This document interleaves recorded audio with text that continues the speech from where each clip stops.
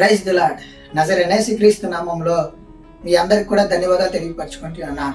దేవుడు ఇచ్చిన కృపను బట్టి, దేవుడి నడిపింపును బట్టి ఈ రోజున నేను మీ మధ్యలోకి వచ్చి ఉన్నాను. ప్రతిరోజు కూడా దేవుడు వాక్యాన్ని ఇస్తూ మన జీవితంలో ఉన్న శ్రమలను బట్టి, బాధలను బట్టి, కష్టాలను బట్టి ఎంతగానో ధైర్యపరిచి ముందుకు నడిపిస్తూ ఉన్నాడు.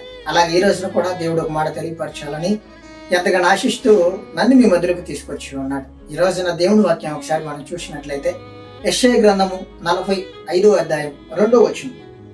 నేను నీకు ముందుగా పోవచ్చు, మెట్టుగా ఉన్న స్థలములను సరాలము చేసేదను, ఇత్తడి తలుపులను పగలగొట్టేదను, ఇనప గడియలను విడగొట్టేదను. ఈ రోజున దేవుడు మనతో మాట్లాడుతూ ఉన్నాడు.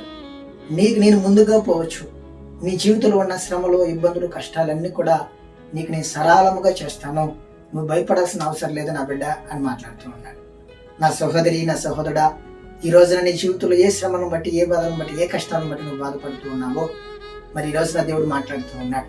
నీ జీవితంలో ఇత్తడి తలుపులు లాంటి సమస్యలైనా, ఇనప గడి లాంటి పరిస్థితులైనా కూడా నీకు కష్టం వచ్చు, కానీ నాకు కష్టం కాదు. నువ్వు వాటిని విరగొట్టలేకపోవచ్చు, కానీ నేను వాటిని విరగొట్టి నిలబెట్టగలుగుతాను. నీ జీవితంలో ఏ శ్రమ అయినా, ఏ బాధ అయినా, ఏ జీవితంలో నువ్వు వెలిగిపోతూ ఉన్నా, ఈరోజు నువ్వు ఏ అనారోగ్యంలో బాధపడుతూ ఉన్నా, ఈ లోకంలో మనుషులందరూ కూడా నిన్ను హింసించి ఇబ్బంది పెట్టిన ఈ లోకంలో మరి నీ జీవితంలో మరి నీ వల్ల కాని పరిస్థితుల్లో నువ్వు నిలబడి ఉన్నా కూడా నువ్వు భయపడాల్సిన అవసరం లేదు. నీకు నేను తోడుగా ఉన్నాను, నీకు నేను ముందుగా వెళ్తున్నాను, నేను బలపరుస్తాను.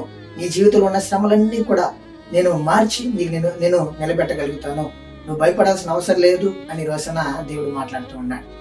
ఈ రోజున ఎవరైతే మరి కొన్ని శ్రమలలో, ఇబ్బందులలో ఆదరణ లేక, సహాయం లేక మరి ఎన్నో శ్రమలలో నలిగిపోతూ మరి దుఃఖంతో జీవితాన్ని జీవిస్తున్న వారితో దేవుడు మాట్లాడుతూ ఉన్నాడు. నీకు నేను తోడుగా ఉన్నా, నీ పరిస్థితులన్నీ కూడా నీకు సరళంగా నేను చేయగలుగుతాను, నువ్వు భయపడద్దు, నీకు నేను తోడుగా ఉన్నాను. నీకు కష్టం అవ్వచ్చు, కానీ నాకు కష్టం కాదు అని రోజున దేవుడు మనందరితో కూడా మాట్లాడుతూ ఉన్నాడు. ఆమేన్.